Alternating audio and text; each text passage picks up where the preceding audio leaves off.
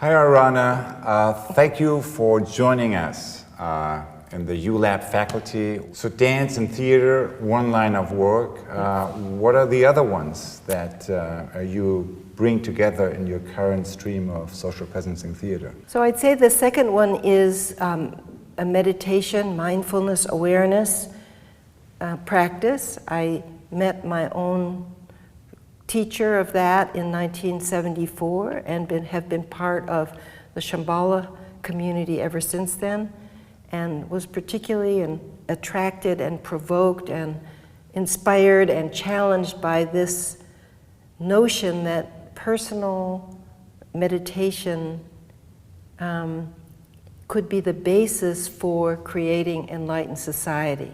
So rather than that the meditation is a way of retracting from the society or getting away from the mess and the chaos, and the view is that a community could, by using some meditation and reflection practice, be more able to engage in powerful and intelligent and compassionate ways.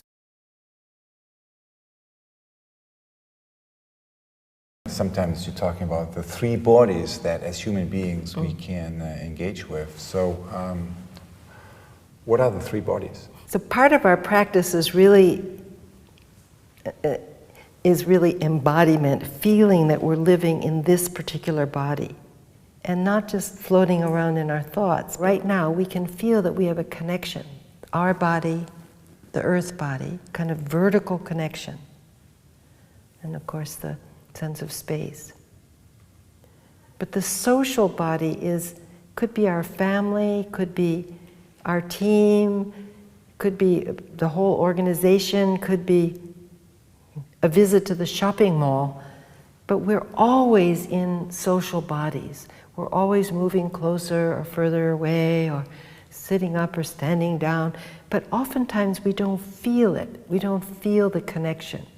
So the social body then is what I think we're really trying to investigate more in our social presencing theater work. What is that sort of social fabric? And how can the shared knowing of that social fabric or social field be the source of real creativity and innovation and real compassionate action? How do we see it? How do we recognize that, rather than, oh, here's a problem, and oh, there's a person that's not doing the right thing, and this isn't working. But how do we actually see the potential,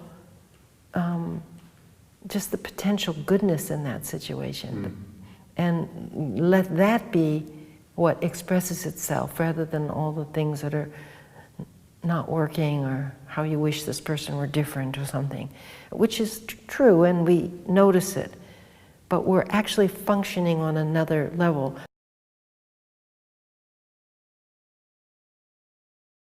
Yesterday morning, you told me the best one-line summary I ever heard of Theory U. It is a profound What was teaching, it? and I'm not going to do it justice, but it's a very famous teaching in the Buddhist tradition that says that when you throw a stick to a dog, the dog will chase after the stick. But when you throw a stick to a lion, the lion will turn to see who threw the stick.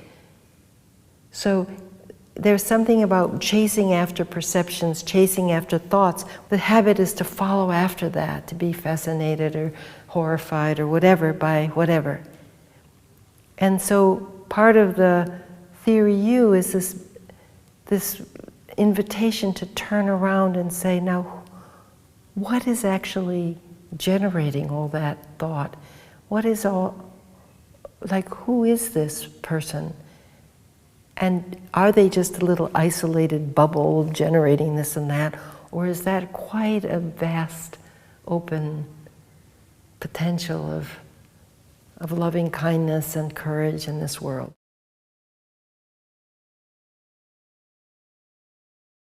I remember a conversation with Francesco Varela, right? So who also has a very close relationship with you. And when I asked him about really what mindfulness really, and so in his essence of the meditative and the phenomenological process, what does that really mean? It means kind of suspension, redirection, letting go.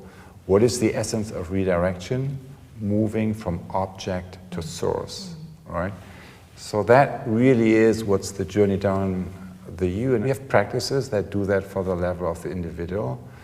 But to do that on the level of social systems, on the level of the social field, very difficult. And that's, I think, where the body of work that you have been co-creating with a number of us really is so important, because it can now, for most of us now, acting in social system as a dog is not that fun, right? So the aspiration to moving, to choosing the stance of the lion, kind of to connecting to source is there, but the skill, the practice is lacking. And I think that's really what you have been leading to co-create, and that's what we are so excited to moving into as a global community this time.